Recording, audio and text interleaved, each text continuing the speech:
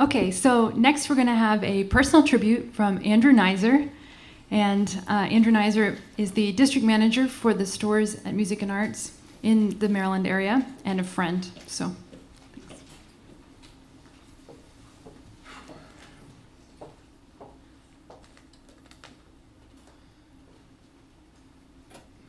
Hello. I had the pleasure of getting to know Darrell through my time that we worked together in Music and Arts, and it was a good time. It was lots of very good highs. We had some rocky times, but he was such a real dude, such a good guy.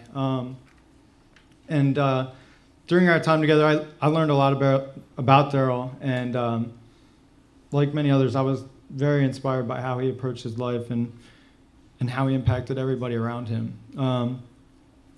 Darrell had a unique way of connecting with people. It's kind of rare. I was thinking about it, the people that I know, the first interaction I had with these people, and I'll never forget the first interaction I had with Darrell. It was 2005. I was managing the Ellicott City store, and Darrell was on his second day of training with our district. I was the manager of the store at the time, and he was going to be training for full-time sales at Laurel.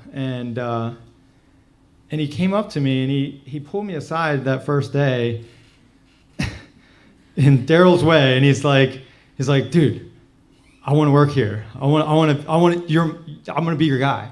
I'm gonna hustle. I want to like be here. And I was like, what? Like, what's going on here? Like, I don't even know you. And he had heard that the Ellicott City store was the flagship store, and he wanted to be where the action was. And he wanted to, it was strange because I didn't understand what he was doing. But what struck me was that the way he was doing it, he was just so sincere and so like real about it. He was like, I want to help people and I want to help you. And it was like, it hit me. And I was like, man, I'll never forget that conversation in the stockroom at Ellicott City to the day I die. I'll remember that.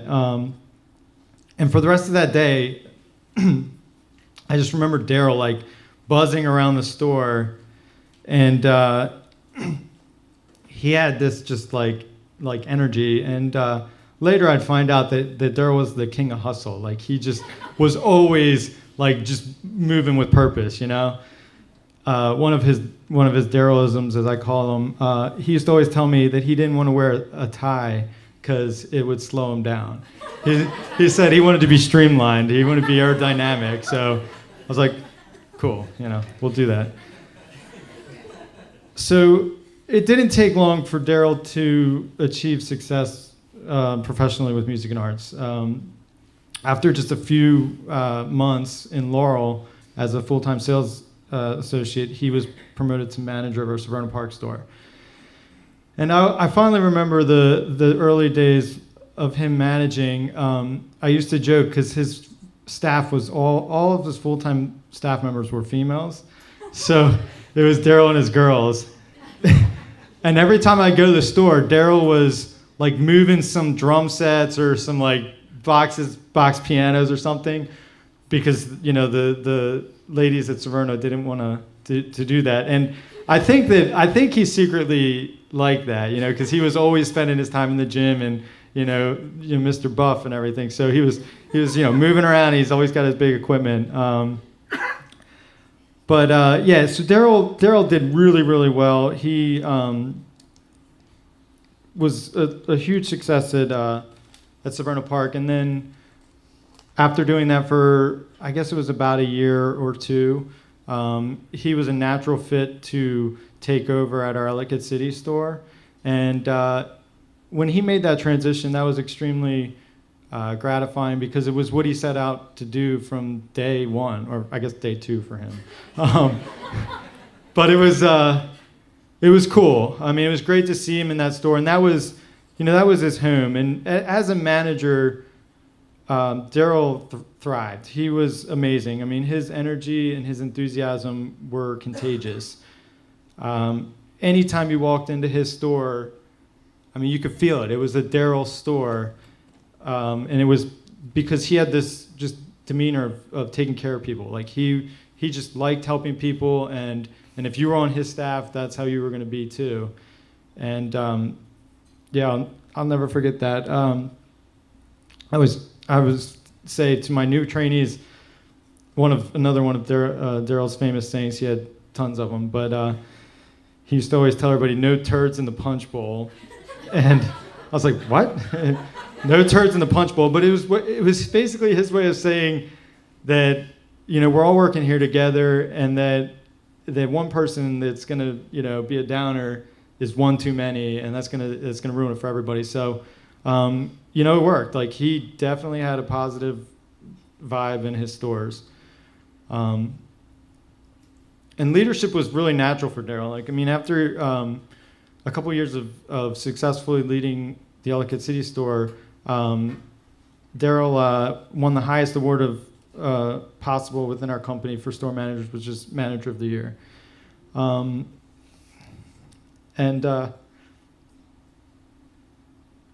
I'll never forget that night that he got that award at our company manager meeting, and he was just so happy. I mean, it was awesome. Like, I mean, he had worked so hard, and that was Darrell. I mean, he was like the hardest working guy in show business. Like, he got it done, and then to see him rewarded for everything that he had done, and just the way that he felt about it was awesome. I mean, I just can't describe it. And the cool thing about that night, like, I happened to win an award too, which Darrell was a big part of, and just his demeanor towards me, I'll never forget. I mean, he was so proud that we won those awards together.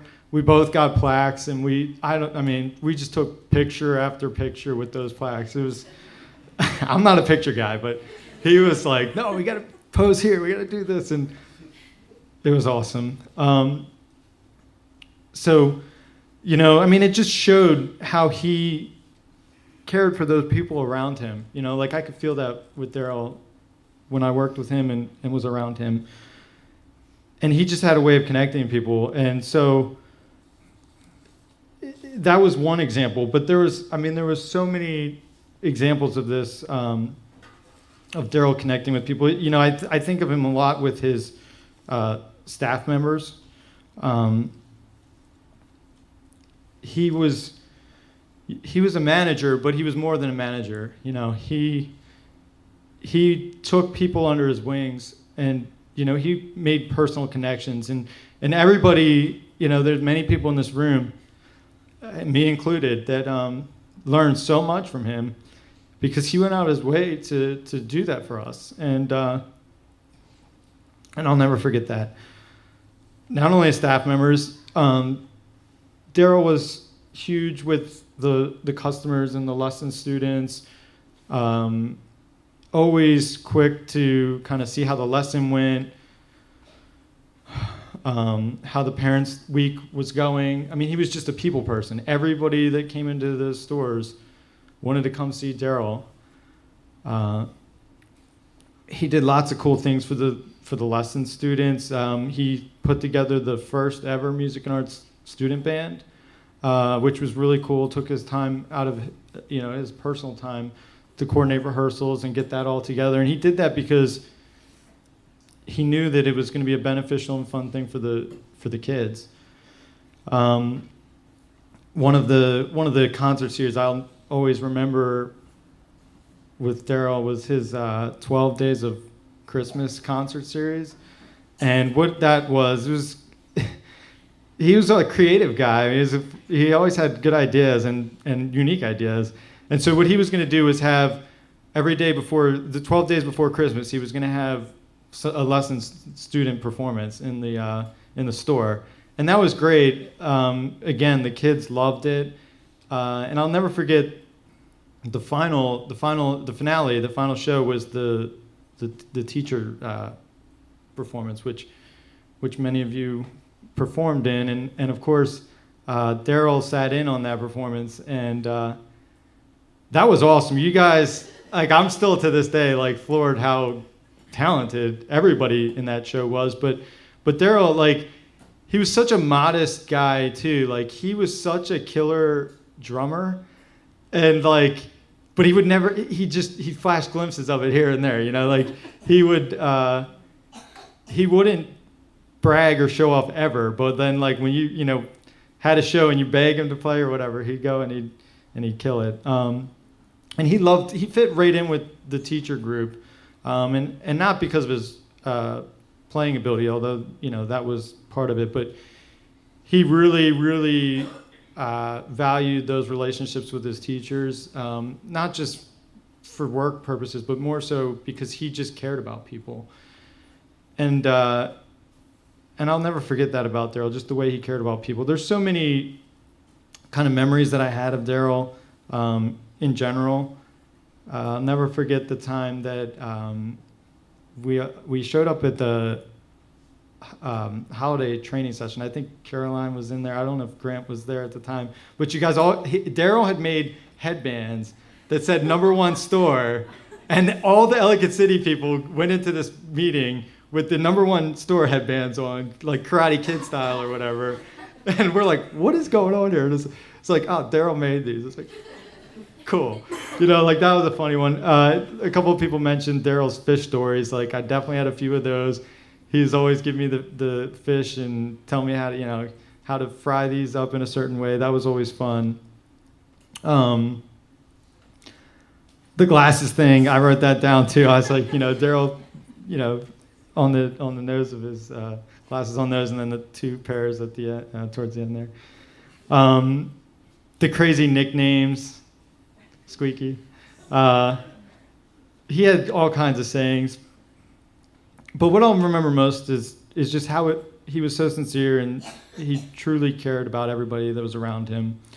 I was just so inspired by how he lived his life with so much pride and so much passion. I mean, he was just passionate about everything. And most of all, just I remember how he lived with so much heart. He was just full of heart. And cool Darrell. Thank you.